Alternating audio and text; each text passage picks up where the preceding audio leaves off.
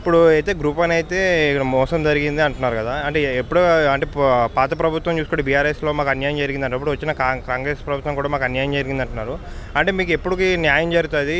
అంటే మీరు ఎప్పటికల్లా మీకు ఇది అంటే కుయుక్తికొస్తది? ఎప్పుడది ఎండ్ అవుతది ఇట్లా మీకు? ఇదివరకుండే బీఆర్ఎస్ ప్రభుత్వంలో పేపర్ లీకేజ్ జరిగిందనేసే తర్వాత బయోమెట్రిక్ ఇష్యూ అని పేపర్ లీకేజ్ అనేసి విద్యార్థుల్ని వాడుకొని కాంగ్రెస్ పార్టీ అనేది ఇప్పుడు రూల్ చేస్తుంది.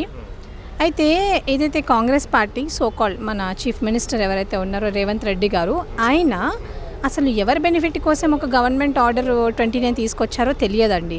ఆ 29 వల్ల ఏమవుతుందంటే మార్జినలైజ్డ్ కమ్యూనిటీస్ ఏవైతే ఉన్నారో ఎస్సీ, ఎస్టీ, బీసీ వాళ్ళు చాలామంది నష్టపోతున్నారు. They are getting restricted at the preliminary levels.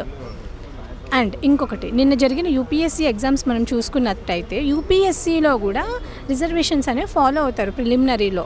కాకపోతే ఇక్కడ రిజర్వేషన్స్ అనేది ఫాలో అవ్వలేదు. సో దాని గురించి మేము కోర్ట్స్ చుట్టూ కూడా తిరగడం జరిగింది. ఇంకా కూడా 10 months నుంచి మేము ఉద్యమాలు చేస్తూనే ఉన్నాం. ఈ కాంగ్రెస్ పార్టీ అపోజిషన్లో ఉన్నప్పుడు 1:100 తీసుకోండి అని చెప్పింది. అదే కాంగ్రెస్ పార్టీ ఈరోజు 1:50లో కూడా ఎవరైతే డిజర్వ్డ్ క్యాండిడేట్స్ ఉన్నారో వాళ్ళని తీసుకోలేకపోతుంది. అది ఎవరి బెనిఫిట్ కోసం చేస్తున్నారు అనేది అది ఈజీలీ మనకు అర్థమవుతుంది కదా. They are benefiting only few people. అందులో ఈరోజు మీరు చూసినట్టయితే కోటి ఉమెన్స్ కాలేజ్ది అదొక ఇష్యూ. అంటే ఎగ్జామ్స్ రాయకుండా అబ్బాయిలు ఏమన్నా పోయి కెమెరాలు పెట్టుకుంటూ కూర్చుంటారా వాష్రూమ్స్లో? అంత మరీ చెయ్యాలండి ఆర్గ్యుమెంట్, కానీ మరీ అంత దిగజారి ఆర్గ్యుమెంట్ చెయ్యొద్దు. ఇప్పుడు నారాయణమ్మ కాలేజ్ ఉంది, మరి నారాయణమ్మ కాలేజ్లో ఎందుకు రిస్ట్రిక్ట్ చేయలేదు మీరు? ఎందుకు కోటి ఉమెన్స్ కాలేజ్లోనే రిస్ట్రిక్ట్ చేశారు? ఇప్పుడు యూపీఎస్సీ లాంటి స్టేట్ పిఎస్సీ కంటే యూపీఎస్సీ అనేది ఇంకా చాలా పెద్ద ఎగ్జామ్. సో అట్లాంటి ఎగ్జామ్స్ అప్పుడే ఉమెన్ అండ్ మెన్ని అలో చేస్తారు ఎగ్జామ్ సెంటర్స్లోకి. అట్లాంటిది ఇప్పుడేంటి కొత్తగా? అంటే ఎందుకు చేశారంటారు? అంటే ఇది ఏమన్నా కాంట్రవర్సీ ఏమైనా చేయాలన్నా ఏంటి వాళ్ళ ఉద్దేశం ఏంటి? కాంట్రవర్సీ కాదండి, it's clearly visible. There are only few people who are getting benefited అనేసి మనం బీఆర్ఎస్ ప్రెస్ మీట్స్ కూడా చూసాము. స్టూడెంట్స్ కూడా ఇట్లాంటి క్వశ్చన్స్ చాలా రేస్ చేస్తున్నారు.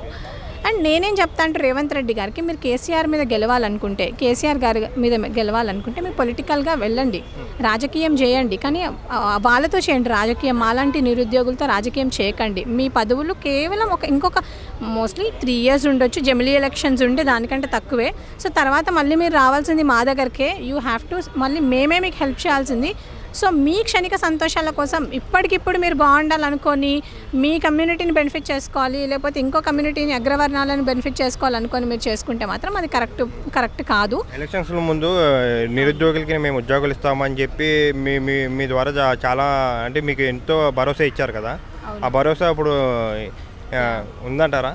లేదండి. రాహుల్ గాంధీ గారు ఎవరైతే రాహుల్ గాంధీ ఒక రాజ్యాంగం పట్టుకొని దేశమంతా తిరుగుకుంటా సోషల్ జస్టిస్ అనేసి రిజర్వేషన్స్ అనేసి మాట్లాడతారో, మొన్న బీహార్లో కూడా అసలు నేనేదో చేసేస్తానని ఒక పెద్ద పాదయాత్రనే తీసిన రాహుల్ గాంధీజీ ఓట్ బ్యాంక్స్ కోసము, పిఆర్ రేటింగ్స్ కోసం, అంటే పిఆర్ కోసము దీనికోసం ఎందుకు అమాయకులైన ప్రజల్ని వాడుకుంటారు మీరు అనేది నా క్వశ్చన్. సో ఇక్కడ ఎట్లా చేశారో అక్కడికి కూడా వెళ్ళి మోసం చేయడమే. ఎందుకంటే ఇక్కడ 6 గ్యారంటీలు ఇచ్చారు. 6 గ్యారంటీలో ఏ గ్యారంటీ సరిగ్గా ఉంది చెప్పండి? ఫ్రీ బస్ పెడితే సరిపోద్దా? మొన్న బస్కి వెళ్తుంటే బస్ బ్రేక్ డౌన్ అయిపోయింది, 4 గంటలు లేటు. సో ఇట్లాంటివి కాదు మాకు కావాల్సింది. మాకు జాబులు ఇస్తే కదా మా లైఫ్లలో డెవలప్మెంట్ అనేది వస్తుంది. మాకు అది కదా కావాల్సింది.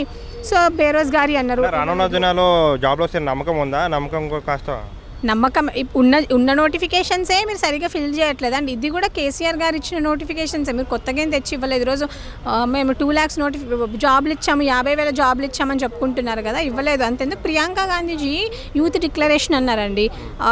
ఆల్మోస్ట్ సంవత్సరం అయిపోయింది, అయినా యూత్ డిక్లరేషన్ లేదు, ఏం లేదు. మోర్ దాన్ a year అయిపోయింది. Where is the youth declaration Priyanka Gandhiji?